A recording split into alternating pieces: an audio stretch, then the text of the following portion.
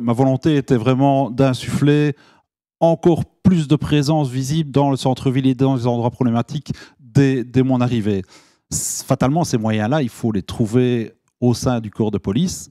Donc, on va chercher les moyens policiers partout où ils se trouvent, mais également en interne. Ça veut dire qu'il faut opérer des choix, fatalement. Et ces choix, ils sont parfois difficiles à négocier parce que, évidemment, la présence policière est nécessaire partout, tout le temps. Les missions de la police, elles sont diverses et variées. Une des missions très, très énergivores et consommatrices de capacité au sein de notre corps de police, c'est le maintien de l'ordre. Et donc là, effectivement, je souhaite poursuivre ce travail d'analyse fine de la capacité engagée pour les matchs de foot, pour le carré, pour la foire d'octobre, pour la batte, pour tous les grands services d'ordre récurrents qui consomment énormément de capacité. Une de mes priorités lors de mon entrée en fonction, c'est de renforcer encore la sécurité routière dans la ville de Liège, sur l'ensemble de la ville de Liège.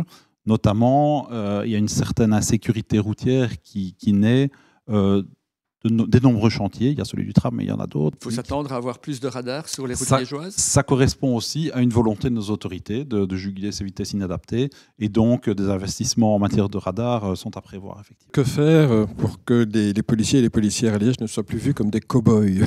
Ce n'est pas quelque chose qui est souhaité, que je ne souhaite pas en tous les cas. Je pense que les policiers de Liège, comme d'ailleurs, doivent être des policiers professionnels, tout simplement. Ils ne sont pas au-dessus des lois et ils doivent respecter les lois. On ne peut pas accepter tous les comportements, mais il y a des comportements qui ne sont pas admis pour le citoyen lambda et qu'un policier en intervention, comme un pompier, peut se permettre, par exemple. C'est parfois, malheureusement, la même chose aussi en termes de stationnement. Pour intervenir vite à pied dans une rue pétonnière, on est obligé de laisser son véhicule là où on peut. Et parfois, la seule possibilité, c'est une piste cyclable.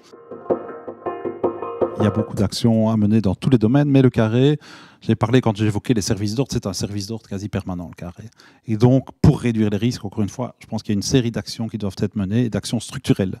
Notamment un débat qui doit être mené, à mon sens, en partenariat avec tous les acteurs, le monde de la nuit, les autorités, bien évidemment, en termes de régulation simplement de la fête.